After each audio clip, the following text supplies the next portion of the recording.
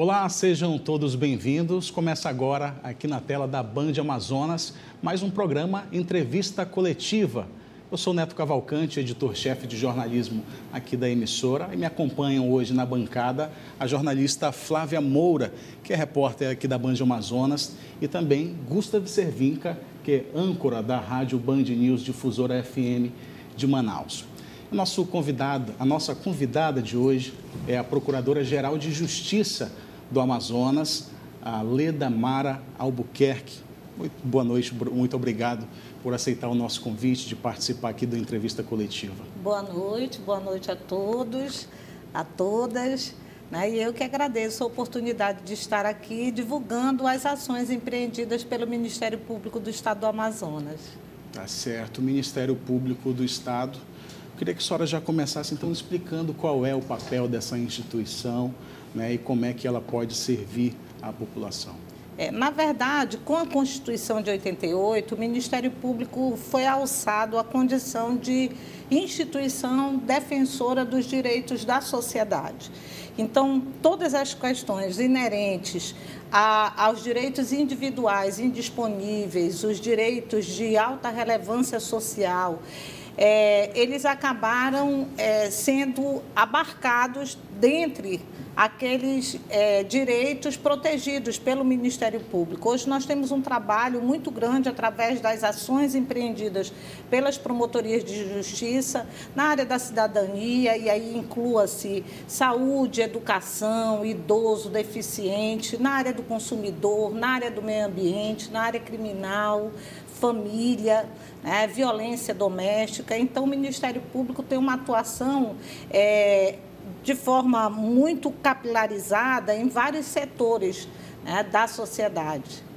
A procuradora Leda Mara já foi delegada também, aqui no Amazonas, e tem uma história de mais de 20 anos dentro do Ministério Público. Como é que foi a sua carreira, essa sua história, até chegar ao topo da hierarquia, que é a Procuradoria-Geral? Então, eu tenho 23 anos de Ministério Público. Conforme você falou, eu fui por 2 anos e 8 meses delegada de polícia, com atuação na Delegacia da Mulher.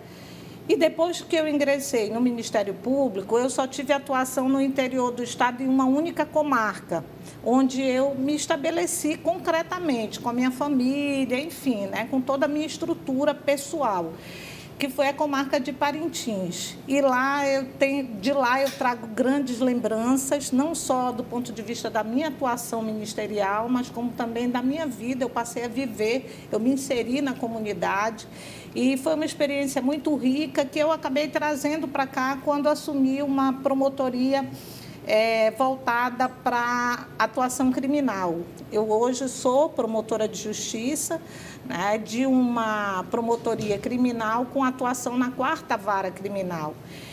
E estou procuradora-geral de justiça porque fui para a administração superior, levada pelo Dr. Carlos Fábio Monteiro, que foi o PGJ que me antecedeu e que me inseriu nessa nova realidade do Ministério Público. Quando você atua numa promotoria, você não tem noção do tamanho da instituição a que você pertence, você passa a ter essa dimensão maior quando você vai para a administração superior. E aí eu acabei também me apaixonando por essa outra vertente da instituição.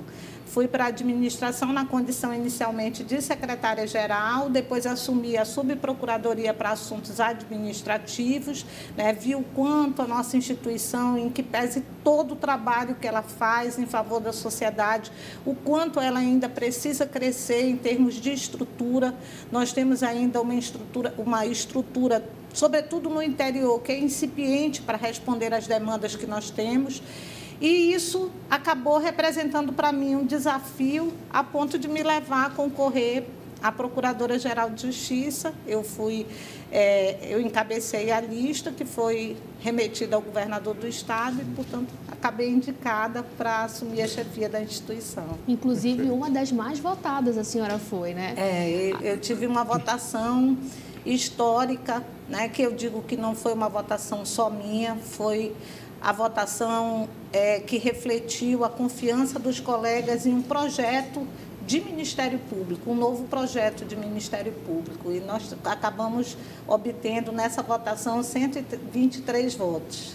Procuradora, a senhora acabou de falar sobre uma estrutura incipiente, né, no interior do Estado, principalmente.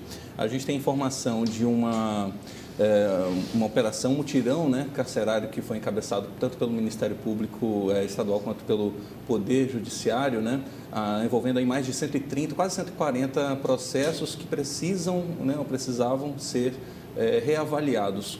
Qual é, isso a gente está falando de Tabatinga, mas qual é esse universo de déficit, de processos que precisam ser reavaliados no interior do Estado e os números que a senhora pode dar para nós aqui a respeito de promotores no interior do Estado, enfim, qual é essa estrutura que ainda precisa ser melhorada? Bom, é importante dizer, com relação a esse mutirão carcerário, que aquele episódio ocorrido aqui no Amazonas e depois, de uma certa forma, disseminado no interior, que resultou na morte de inúmeros presos por conta de rivalidade entre facções criminosas, isso nos levou a um repensar, né, de atuação nesse campo da execução penal.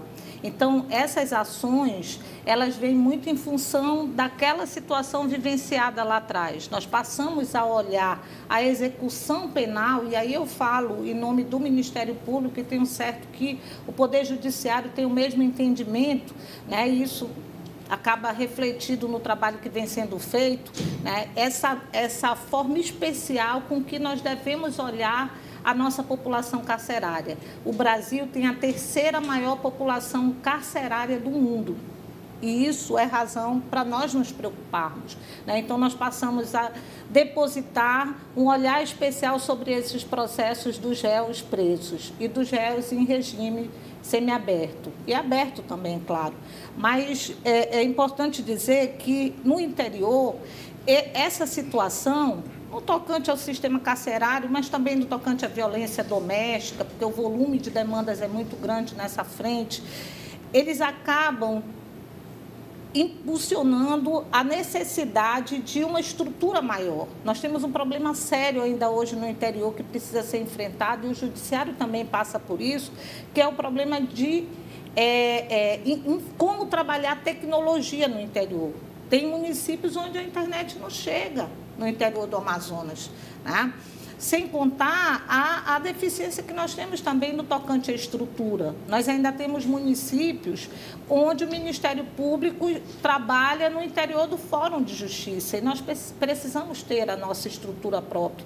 Nós estamos trabalhando, inclusive, nesse sentido. Nós estamos com obras em Parintins, você vê Parintins, que é um dos maiores municípios do nosso estado depois de Manaus, só agora nós vamos ter sede própria, né? Estamos com reforma em Humaitá, com construção de sede própria em Quari, né? Estamos iniciando agora também a reforma da nossa sede, que foi doada pela Prefeitura de Borba, e essas parcerias acabam sendo construídas por conta dessas necessidades que vão surgindo no interior do estado. Nós temos hoje 72 promotorias de justiça no interior do Amazonas, porque aí você tem que considerar que em algumas comarcas nós temos mais de uma promotoria. É o caso de Parintins, é o caso de Tabatinga, é o caso de Quari, de Manacapuru, Itacoatiara, as maiores comarcas, né? E temos promotores de justiça ainda em número insuficiente para atender essas demandas em todos esses municípios. Nós temos colegas, por exemplo, que estão cumulando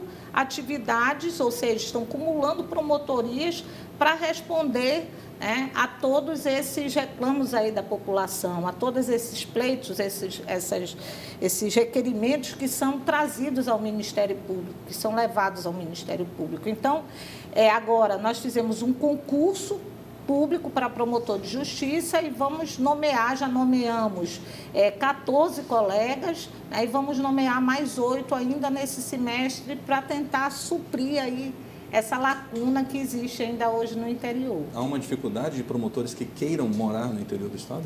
Não, essa dificuldade ela existe, claro que ninguém quer deixar né, a capital do estado ou outros estados onde eles, porventura, residem, e alguns vêm de fora para cá para trabalhar como promotores, mas ninguém quer deixar para ir para o interior. Nós temos cidades muito pequenas, com uma estrutura ainda muito deficitária, mas o colega que abraça a causa, ele abraça realmente de forma abnegada, e isso acaba restando demonstrado através do trabalho que o Ministério Público executa no interior do nosso estado, né? Com a fiscalização assim inarredável e com uma atuação inarredável no sentido de garantir os direitos da sociedade.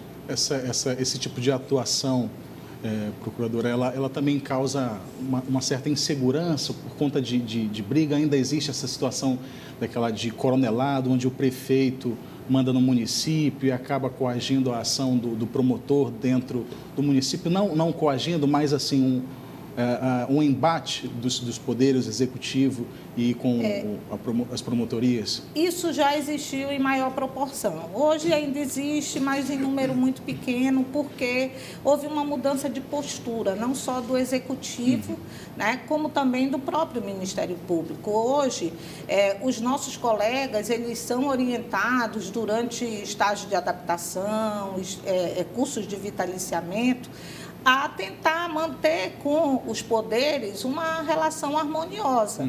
Né? Então, o que se busca fazer? Inicialmente, orientar. Se o prefeito leva em conta as orientações que recebe no sentido de evitar problemas, né, isso acaba nos levando aí a um trabalho mais tranquilo. Se o prefeito não observa, aí evidentemente que o Ministério Público vai fazer o seu trabalho, vai exercer o seu mistério, não no sentido de confrontar com a pessoa do prefeito, né? O trabalho ele não tem esse cunho pessoal, mas sim no sentido de garantir direitos que são da sociedade, que são direitos irrenunciáveis. O Ministério Público precisa, por dever de ofício, fazer valer esses direitos. Porque no interior, tudo que ataca politicamente diz que é oposição.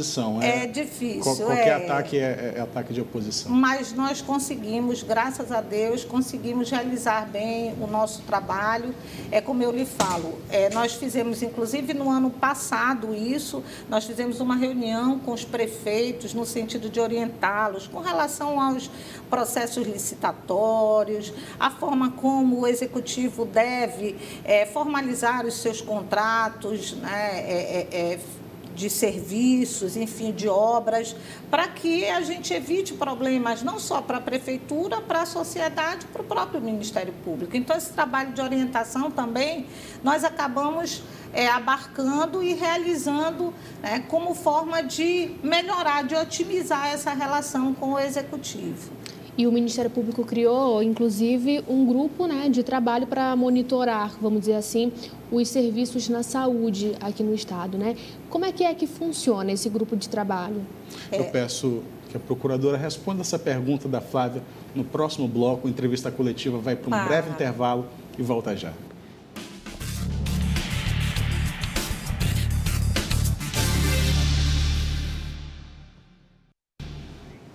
Entrevista coletiva de volta com a Procuradora-Geral de Justiça, Leda Mara Albuquerque.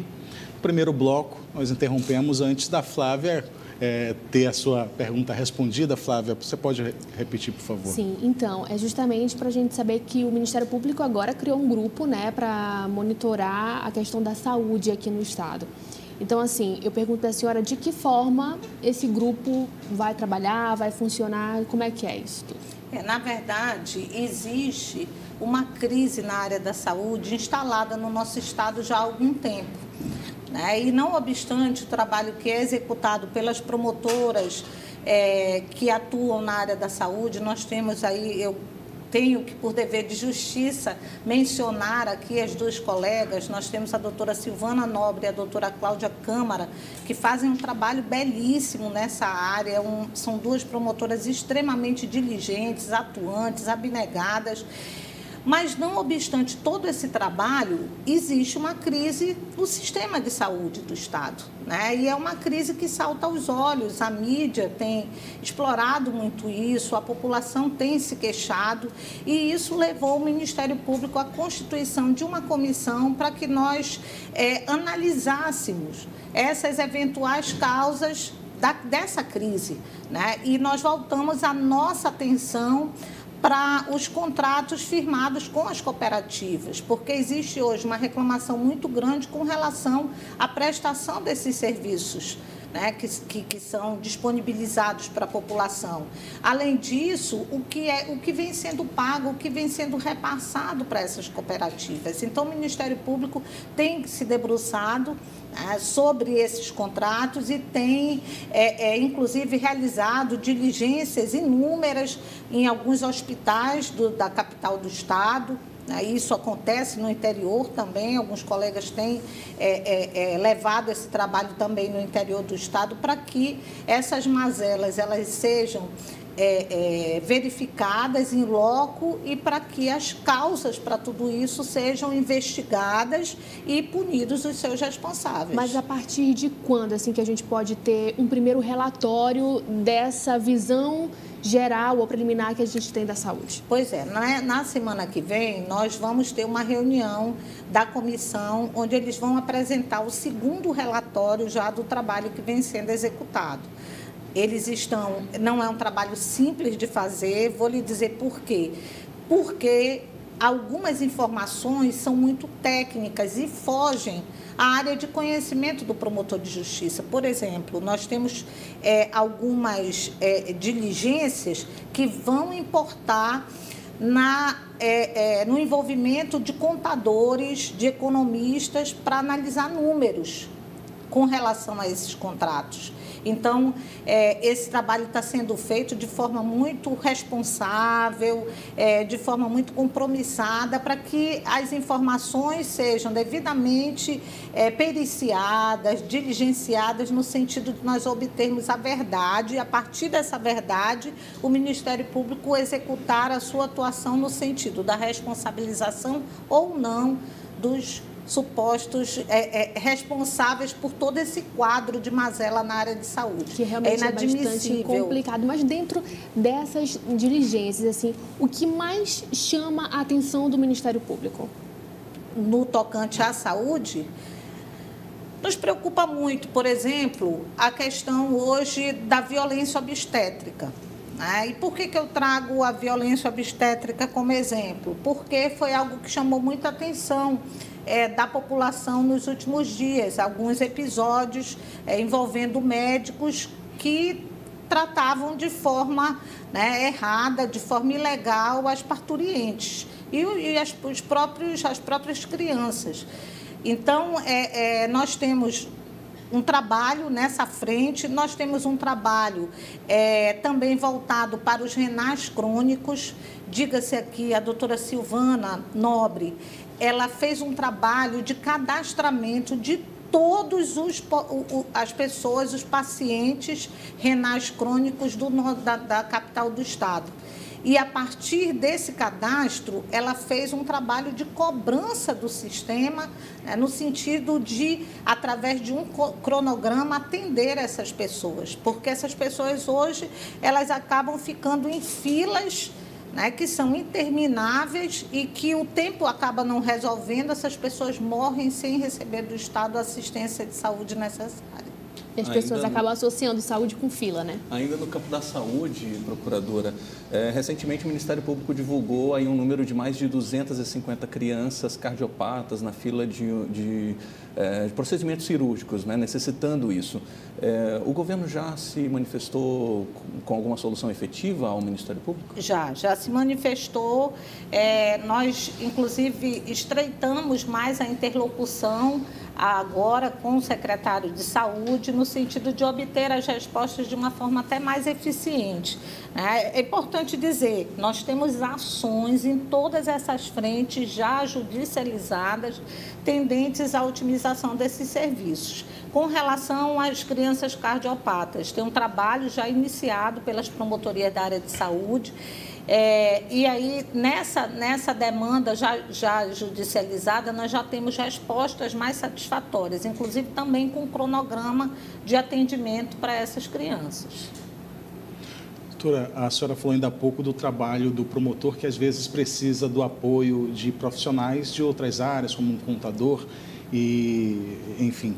Tem um projeto que chama Recomeçar, que o Ministério Público está tocando, também usa profissionais de outras áreas, como psicólogos, assistentes sociais, para dar apoio às mulheres. Como é que que vai ser tratado, como é que vai ser tocado esse projeto? Esse projeto, inclusive, foi inscrito no Renovare, né? No Inovare ele está concorrendo por conta da grandiosidade desse projeto. É um projeto que foi criado na administração do Dr. Fábio Monteiro e refletia um pouco a nossa preocupação e o olhar que nós precisávamos depositar sobre as vítimas de crimes bárbaros. O que se via no âmbito do Estado, no âmbito do Judiciário, era uma preocupação muito grande com o réu nos crimes bárbaros. A preocupação tendente à ressocialização enquanto perspectiva mesmo, enquanto desiderato do direito penal, mas não se tinha um olhar do Estado e um olhar das próprias instituições envolvidas com a justiça com a vítima. A vítima, muitas vezes, de estupro, ela acabava saindo das audiências, a demanda criminal era resolvida, mas a vítima ficava aí sem nenhum apoio, sem nenhuma assistência, né? Não existia uma política pública voltada para essa clientela. E aí o Recomeçar foi criado com esse propósito. Hoje nós trabalhamos com um número expressivo de vítimas de crimes assim absurdos, crimes bárbaros. Nós já tivemos o caso, por exemplo, de uma criança que foi vítima do pai, engravidou do pai, né? Essa criança, ela acabou ficando com sequelas gravíssimas por conta dessa situação. Tivemos um outro caso de 2 crianças que assistiram o assassinato da mãe pelo pai, 2 crianças de tenra idade. Então, essa clientela precisa ser olhada. E o Recomeçar tem feito um trabalho muito bonito. É verdade que nós não temos ainda a estrutura necessária para responder às demandas que nos chegam nessa seara, porque essas demandas não teriam que ter sido atendidas pelo Estado? Eles têm participação, têm apoio nisso? Eles têm. É importante dizer que o Estado disponibilizou uma equipe multidisciplinar que trabalha com a gente lá no Recomeçar. Nós temos a doutora Silvana Cavalcante, né, que trabalha como coordenadora do programa, e temos servidores efetivos do Ministério Público, mas nós não temos em número suficiente profissionais para responder a esse trabalho multidisciplinar. Então, por isso, o governo do Estado disponibilizou assistentes sociais, psicólogas, educadoras, né, pedagogas, para nos ajudar nesse trabalho de acompanhamento dessa vítima.